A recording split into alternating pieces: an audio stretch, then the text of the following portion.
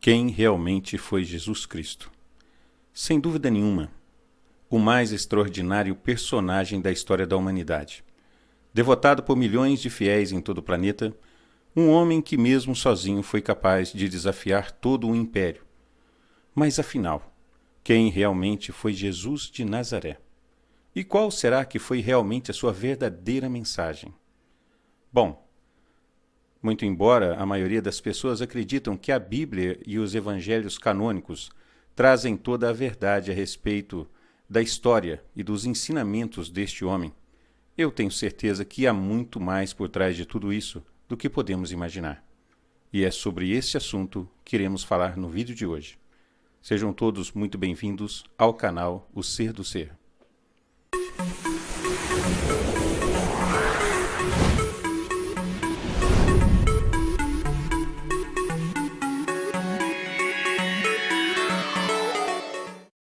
Sejam todos bem-vindos ao canal O Ser do Ser, e como sempre eu peço que já deixe aquele joinha aí pra gente, pois como vocês sabem, isso nos ajuda muito a fazer com que este nosso conteúdo possa chegar a um número muito maior de pessoas.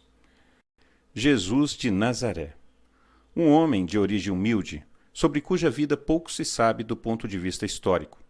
Apesar de todas as buscas da arqueologia, da história e da antropologia, ainda há poucos indícios documentais sobre a real história deste homem, que hoje é, sem dúvida nenhuma, o mais importante personagem da cultura ocidental.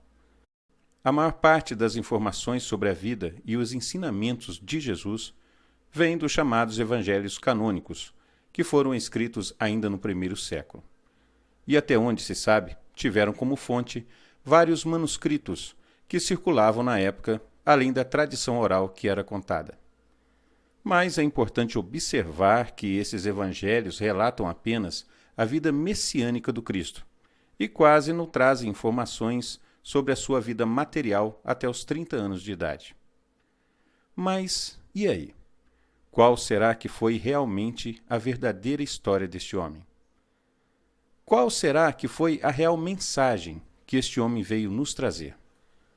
Pois você já parou para pensar que tudo, ou quase tudo, que sabemos a respeito deste homem vem dos evangelhos canônicos que compõem a Bíblia, a qual foi elaborada nada mais nada menos do que pelo maior responsável pela sua morte, e que foi o próprio governo romano, naquilo que ficou conhecido como o Concílio de Nicéia, que aconteceu no ano 325 d.C., e que foi liderado pelo próprio imperador romano, Constantino I, e formulado nos moldes do próprio Senado romano.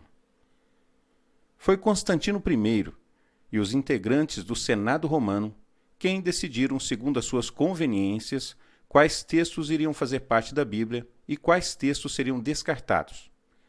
E para quem não sabe, a verdade é que existem dezenas de evangelhos diferentes que não foram incluídos na Bíblia, e que são conhecidos hoje como evangelhos apócrifos, os quais, naquela época, Roma deu ordem para que fossem destruídos a qualquer custo, sob a ameaça de duras penas a quem não os entregasse. E é interessante observar que a verdade é que o Império Romano da época estava em decadência e precisava de alguma coisa para tentar retomar a força e o poder do seu império. E com certeza nada melhor do que ter um Deus a seu favor. Pois se alguém te questionar sobre algo que você está fazendo, e se você estiver agindo por conta própria, você é obrigado a dar uma explicação aceitável do porquê de você estar fazendo aquilo. Mas se você disser que está agindo sob as ordens de um Deus que está lá no céu, tudo o que você tem a dizer é que é a vontade de Deus e que não precisa ser entendida, e sim, simplesmente precisa ser obedecida. E o próprio governo romano, que antes perseguia e matava com requinte de crueldade famílias inteiras de cristãos, agora, após a sua suposta conversão e apropriação forçada da posição de liderança do movimento cristão, passou então a perseguir aqueles que não aderissem ao movimento, o qual, logicamente, foi totalmente reformulado de forma a beneficiar o império, que continuou o seu trabalho de opressão e dominação das massas, mas agora já não matava mais em nome do império, e sim em nome do movimento cristão, matando milhões de pessoas inocentes, supostamente em nome de Deus. Mas agora é que entra uma grande questão. Vocês acham mesmo que Roma iria contar toda a verdade sobre o homem que quase derrubou o seu império? É claro que não. Mas é certo que não poderiam adulterar toda a sua história, que na época ainda era muito recente, e se assim o fizesse, não conseguiria o apoio da maioria dos cristãos. Sendo assim, decidiram então que seria melhor distorcer somente aquilo que fosse o mais importante, escondendo, alterando e fazendo de forma com que os beneficiasse. E mesmo que naquela época muitos com certeza tenham visto essas manipulações, não tinham como fazer nada, além, é claro, de guardar dentro de si toda a verdade. E eu gostaria de lembrar a vocês que isso é história. Basta que vocês entrem em qualquer site na internet que fale sobre esse assunto para que vocês descubram que a Bíblia foi mesmo criada no ano 325 d.C. e formulada nos moldes do Senado romano, naquilo que ficou conhecido como o Concílio de Nicéia, que foi liderado pelo próprio imperador Constantino I. Então, a verdade é essa. A Bíblia não foi escrita pelo governo romano, nem os textos que a compõem, mas a verdade é que foi o Senado romano quem decidiu aquilo que faria parte e aquilo que não iria fazer parte da Bíblia. E é mais do que óbvio que o governo romano alterou tudo aquilo que pudesse vir a beneficiar o império. O que não tira de forma alguma o valor da Bíblia. Mas sabendo disso, fica mais do que claro que, diferente dos livros comuns, a Bíblia não pode ser lida somente com atenção. Ela também precisa ser lida com o coração, para conseguirmos reconhecer essas partes que foram alteradas. Como, por exemplo, vocês acham mesmo que aquela parte dos evangelhos, onde Pilatos lava suas mãos da responsabilidade sobre a morte do Cristo, fazendo questão de deixar mais do que claro que só teriam aprovado a sua execução por exigência do povo, foi um fato colocado na Bíblia por acaso? Não, é claro que não. Naquele momento, Pilatos não lavou somente as suas mãos. Nessa parte da Bíblia, foi o governo romano quem lavou as suas mãos de toda a responsabilidade e de toda a crueldade que haviam feito com Cristo. E para aquele que quiser ver a verdade, não é difícil ver que isso foi pura manipulação. Então, a verdade é que o que realmente sabemos deste homem, do Cristo, é o que nos foi contado pelos mesmos que o mataram com demasiada crueldade. E vocês não acham que para eles tão importante quanto matar o homem também seria matar a sua história e assim destruir a sua verdadeira mensagem? E é por esse motivo que é interessante observar que quando se fala a respeito de Jesus, não estamos falando de uma só pessoa, mas sim de duas pessoas distintas, sendo de um lado o Cristo, ou seja, um homem que realmente existiu, cujo verdadeiro nome nem era Jesus, mas sim Yeshua ou Yeshua, alguma coisa bem próximo disso. Há bastante controvérsias a respeito do verdadeiro nome do Cristo. Mas do outro lado, nós temos o personagem que foi criado por Roma para substituir o verdadeiro Cristo. E por que eu falo isso? É porque se você analisar toda essa história com mais atenção, historicamente falando, buscando o Jesus histórico, buscando saber historicamente mais a respeito do homem que realmente existiu, você irá descobrir que já foi provado que ele realmente nasceu e viveu naquela região, muito embora são inúmeras as pessoas que se opõem a este fato. Mas segundo inúmeras investigações feitas com base em documentos, evidências além de milhares de depoimentos, acredita-se que ele não tenha nascido em Belém, como é descrito na Bíblia, mas sim que, na verdade, ele tenha nascido em Nazaré. Tanto é que ele era muitas vezes chamado de o Nazareno, ou Jesus de Nazaré. Em cima da cruz de toda pessoa que era crucificada naquela época, sempre era colocada uma pequena placa onde era descrito o motivo da sua execução. E segundo o que foi descoberto, na placa que foi colocada em cima da cruz de Jesus, não estava escrito Rei dos Judeus, e sim o real motivo da sua crucificação, a qual, segundo os historiadores, dizia o seguinte: crucificado por crimes contra o Deus hebreu e o governo romano. O que, no meu entender, faz muito sentido, porque, como sabemos, foi Roma quem o crucificou, e até mesmo nos filmes que retratam a história de Jesus, vemos claramente que os líderes da igreja na época tiveram um papel fundamental para que a sua crucificação acontecesse. E então podemos ver claramente que por trás da verdadeira história do Cristo existem duas pessoas. De um lado, um homem real, que foi morto pelo governo romano e acusado de crimes contra a igreja e o Deus hebreu. E do outro lado, o personagem, agora apresentado como filho do Deus hebreu, e cujos ensinamentos ficaram sobre a guarda do Império Romano. E é por isso, meus amigos, que eu tenho certeza que existe muito mais por trás de tudo isso do que podemos imaginar. Mas com certeza, o tempo de sabermos a verdade está muito próximo. Mas não foi somente com Jesus que fizeram isso. Pelo que parece, toda vez que alguém tenta trazer alguma mensagem importante para a humanidade, a verdadeira mensagem é sempre escondida e apresentada ao mundo uma mensagem forjada e mentirosa. Como também foi o que aconteceu nas aparições de Fátima, Portugal. Na época, as crianças que supostamente relataram estarem vendo a mãe de Jesus foram severamente pressionadas e castigadas pelos seus próprios pais durante aquelas aparições, e chegaram a ficar trancadas em uma igreja para não comparecer a uma delas. Agora vocês acham mesmo que se aquelas crianças estivessem dizendo aos seus pais que estavam vendo a mãe de Jesus, sendo toda aquela localidade de maioria católica, vocês acham mesmo que as crianças seriam tão duramente castigadas como foram na época?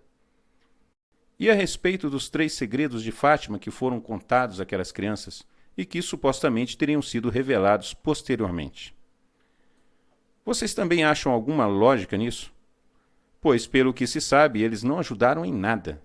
O primeiro segredo foi a visão do inferno mostrado às crianças, para onde vão as almas dos pecadores, ou seja, daqueles que não obedecem às leis da igreja. O segundo foi uma premonição a respeito da Segunda Guerra Mundial, que acabou acontecendo da mesma forma.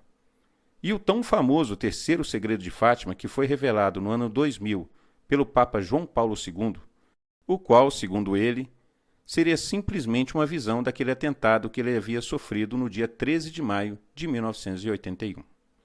Ou seja, um segredo que foi revelado nada mais nada menos do que 19 anos depois que ele já havia acontecido.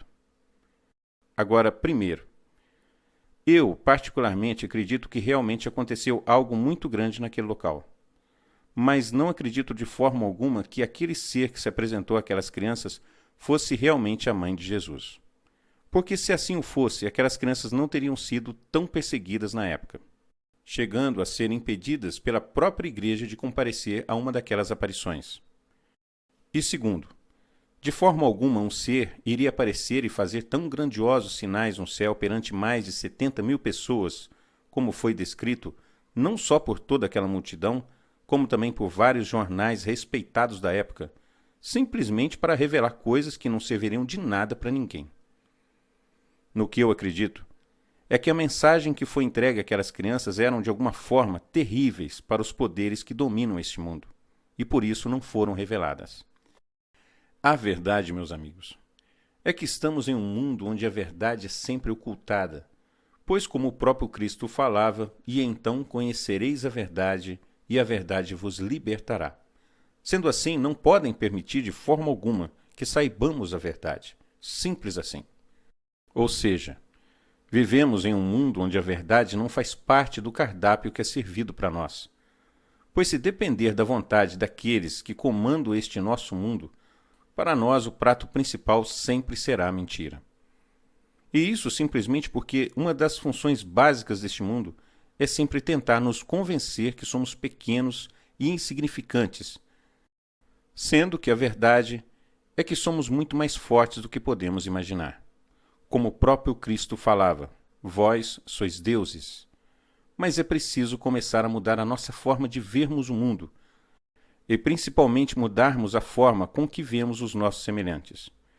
Pois, na melhor das hipóteses, nós o vemos como se fosse nós mesmos.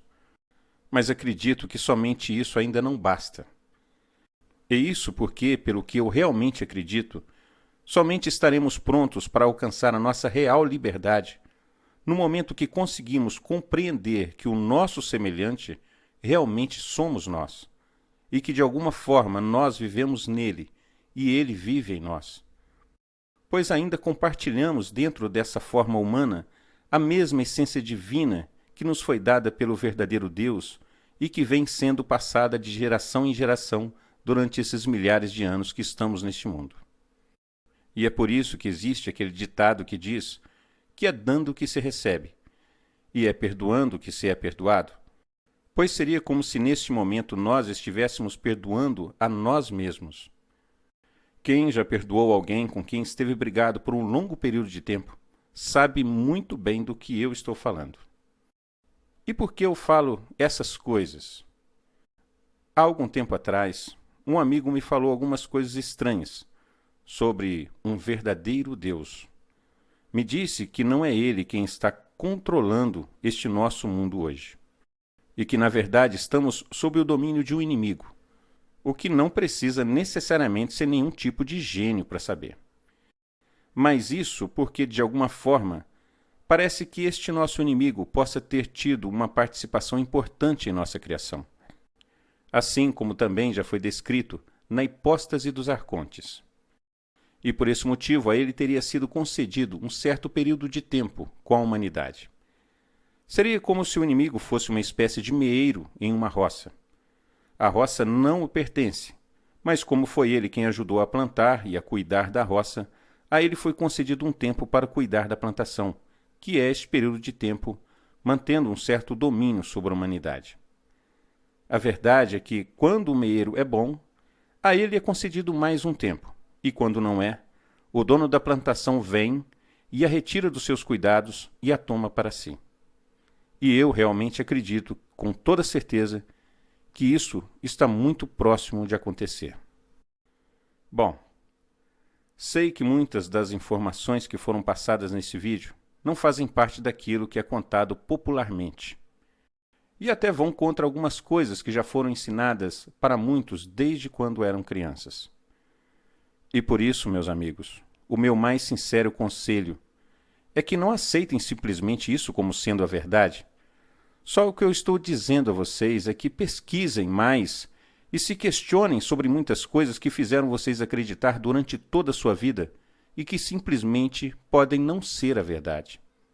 E se essas coisas que te ensinaram forem realmente a verdade, não vejo problema algum em questioná-las, pois se elas são a verdade, então elas são a luz, e as trevas nunca irão prevalecer sobre a luz. E também gostaria de falar a vocês que esse canal não é um canal voltado exclusivamente para assuntos religiosos, até mesmo porque é um assunto sempre muito difícil de ser abordado e difícil de ser compreendido.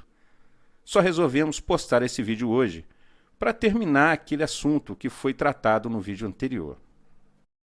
Bom, e como sempre, se você gostou desse vídeo, não esquece de deixar aquele like aí pra gente. Se inscreva no nosso canal se você ainda não é inscrito. E no mais, uma ótima semana a todos, muita paz e até a próxima.